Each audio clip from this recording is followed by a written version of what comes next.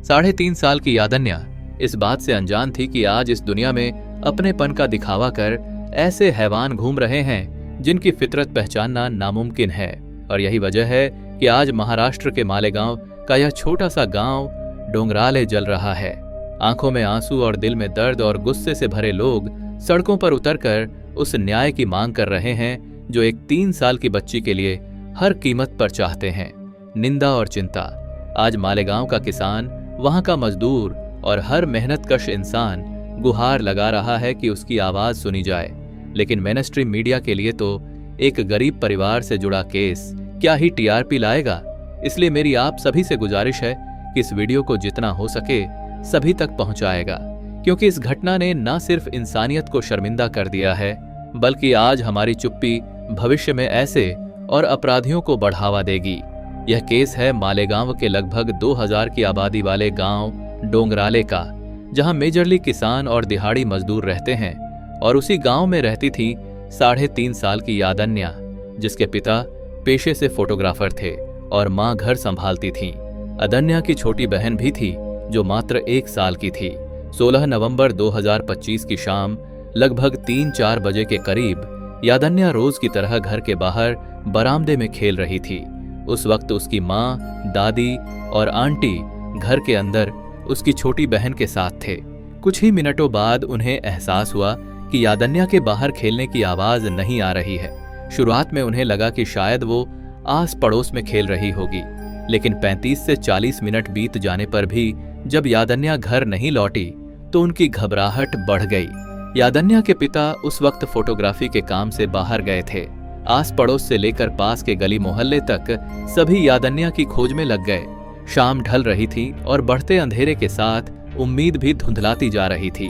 ऊपर से यह ठहरा एक छोटा सा गांव जहां ना कोई सीसीटीवी था और ना ही कोई प्रॉपर लाइटिंग। शाम के लगभग 7:30 बजे गांव वालों की यह खोज उन्हें यादन्या के घर से 300 मीटर दूर मोबाइल टावर तक ले गई, क्योंकि कंपाउंड वॉल के पास झाड़ियों में उन्हें यादन्या की शरीर पड़ी हुई मिली। उसके शरीर पर चोट के कई निशान थे और सिर को एक भारी पत्थर से कुचला गया था जो उसी की शरीर के पास ही पड़ा हुआ था। एक नन्ही सी जान का यह हश्र देख न सिर्फ सभी के रोंगटे खड़े हो गए, बल्कि दिल दर्द से भर गया।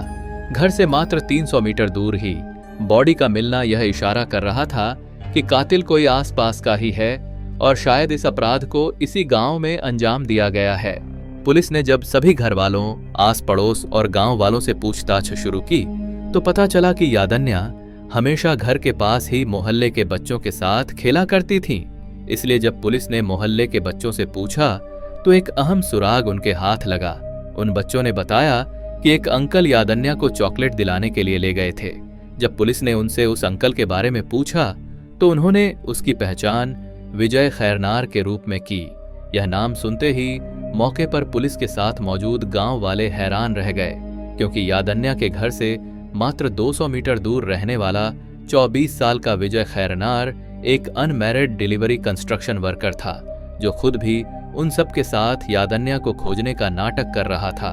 उन्हें उसका 2 बार मोबाइल टावर के पास कंपाउंड वॉल को फांदना, जरूरत से ज्यादा फिक्र दिखाना और मदद करने के पीछे का ढोंग समझ आ गया था। रात लगभग 8:30 बजे पुलिस विजय खैरनार को अरेस्ट कर मालेगांव तालुका पुलिस स्टेशन लेकर आ गई, जहां अच्छी खातिरदारी के बाद उसने अपने इस घिनौने जुर्म की दास्तान बतानी शुरू की। विजय का यादन्या के पिता से महीने भर पहले किसी बात को लेकर झगड़ा हुआ था और इसी का बदला उनसे लेना चाहता था, लेकिन अफसोस उसने इसके लिए एक बेहद नीच और घिनौना रास्ता चुना। और यही वजह थी कि शराब के नशे में डूबे विजय खैरनार ने 16 नवंबर 2025 की शाम 3-4 बजे के करीब यादन्या को घर के बाहर खेलते देखा। उसके दिमाग में एक शैतानी ख्याल आया, जिसे अंजाम देने के लिए उसने यादन्या को चॉकलेट दिलाने के नाम पर अपने साथ चलने के लिए मना लिया।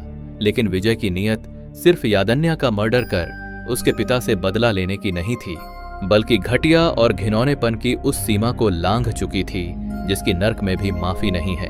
वही मासूम यादन्या के लिए तो वो उसके वही विजय अंकल थे जिनकी उंगली थाम वो चल दी थी।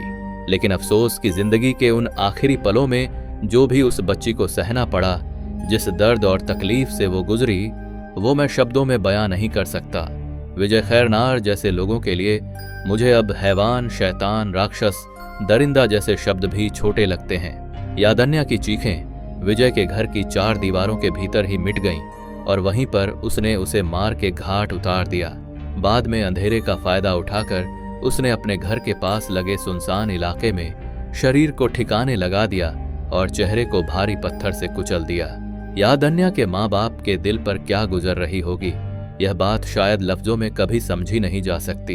एक पल पहले जिनका घर हंसी से भरा हुआ था, वही घर एक लम्हे में सुनसान हो गया। आज यादन्या का कमरा वही है, उसके खिलौने वहीं रखे हैं, पर उनको छूने वाले छोटे से हाथ अब वापस कभी नहीं आएंगे। ना ही इससे बड़ा दर्द माँ बाप के लिए कुछ हो सकता है और ना ही इसकी कभी भरपाई हो सकती है। विजय खैरनार को बीएनएस सेक्शन 66 और सेक्शन 03 के तहत अरेस्ट कर लिया गया है।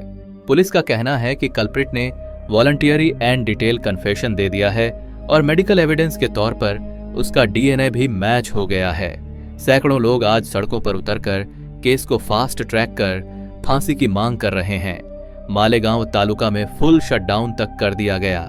गुस्साए गांव वाले इसलिए सड़क पर उतरकर न्याय की गुहार लगा रहे हैं क्योंकि उन्हें डर है कि एक गरीब की बेटी के लिए अगर उन्होंने ही आवाज नहीं उठाई तो बाकी मामलों के जैसे इंसाफ के इंतजार में यादन्या के घर वालों की भी आंखें पथरा जाएंगी। मैं शुक्रगुजार हूं आप सभी का, जिन्होंने ढेरों मेल्स एंड डीएम के थ्रू यह केस मुझ तक पहुंचाया और उम्मीद करता हूं कि न्याय के लिए सच की आवाज दूर तक पहुंचाने में आप हमेशा मेरा यूं ही साथ देंगे। लेकिन कहानी यहीं खत्म नहीं होती। असली सवाल अब यह है कि आखिर ऐसे मामलों में हम हर बार इतना देर से क्यों जागते हैं? क्यों हमेशा गरीब की बच्ची पर ही ये जुल्म होते हैं और क्यों उनके घर वालों को ही बार बार न्याय के लिए लड़ना पड़ता है? मालेगांव का यह केस सिर्फ एक गांव का मामला नहीं है, यह उस मानसिकता की पोल खोलता है जो अपने गुस्से, बदले और क्षणिक पागलपन के लिए मासूम बच्चों की जिंदगियां छीन लेती है। और हम सब जानते हैं कि यह पहली बार नहीं हुआ। देश के हर कोने में, हर राज्य में, हर जिले में ऐसी घटनाओं की सूची बढ़ती जा रही है। लेकिन फर्क सिर्फ इतना है कि कोई मामला कैमरे में कैद हो जाता है तो चर्चा होती है, वरना चंद लाइनों की खबर बनकर दफन हो जाता है। पर इस बार मालेगांव के लोग चुप नहीं बैठे। उन्होंने अपने गांव को बंद कर दिया, दुकानों के शटर गिरा दिए और सड़कों पर उतरकर साफ साफ कह दिया अब बस। और यही जागरूकता, यही एकजुटता सबसे बड़ा हथियार है। गांव वालों ने पुलिस प्रशासन को साफ संदेश दे दिया कि वे किसी भी कीमत पर इस केस को कमजोर नहीं पड़ने देंगे। कई परिवारों ने रात रात भर चौकसी रखी ताकि कोई भी सबूत छेड़ा न जा सके। महिलाओं ने मोर्चा संभाला, बुजुर्गों ने पंचायत बुलाई और युवाओं ने सोशल मीडिया पर केस को वायरल करने का जिम्मा उठाया। यह वही गुस्सा है जो एक समाज को बदल सकता है। यह वही आक्रोश है जो सिस्टम को झकझोर सकता है। वहीं दूसरी तरफ यादन्या के माता पिता की हालत ऐसी है कि उन्हें देखकर पत्थर भी पिघल जाए। माँ बार बार वही सवाल पूछ रही है कि उसकी बच्ची ने आखिर क्या गलती की थी। वह तो बस खेल रही थी, अपने छोटे से बचपन को जी रही थी। और पिता जो अपनी बेटी की हर छोटी मुस्कान को कैमरे में कैद करते थे, आज उसी कैमरे में उसकी तस्वीर देखकर टूट जाते हैं। घर की दादी का तो मानो संसार ही खत्म हो चुका है। वह हर कुछ मिनटों में दरवाजे की ओर देख लेती हैं, जैसे शायद अभी कोई आवाज आएगी और यादन्या भागकर उनके सीने से लग जाएगी। लेकिन सबसे बड़ा डर यह है कि यदि इस बार भी न्याय देर से आया या कमजोर आया तो आने वाली पीढ़ियां किस भरोसे के साथ जी पाएंगी? जब अपराधी गांव में पला बढ़ा हो, परिवारों के बीच रहा हो और इतने क्रूर मन से बच्ची को निशाना बना दे, तो सवाल सिर्फ कानून का नहीं, समाज की सुरक्षा का भी है। हमें यह सोचना होगा कि हमारे गांव, हमारे मोहल्ले, हमारे बच्चे कितने सुरक्षित हैं। इस केस ने गांव के हर परिवार को जगाया है। अब बच्चे घरों से बाहर जाने से डर रहे हैं।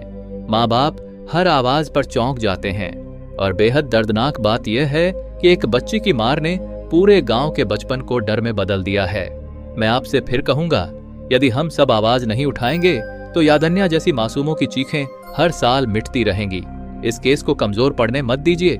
इसका दबाव जितना बड़ा होगा उतना ही न्याय का रास्ता साफ होगा। प्रशासन तभी तेजी लाता है जब जनता लगातार खड़ी रहती है। इसलिए इस वीडियो को शेयर कीजिए, आवाज उठाइए और बताइए कि एक गरीब की बेटी की जान इतनी सस्ती नहीं है कि अपराधी आराम से कानून के पीछे छिप जाए।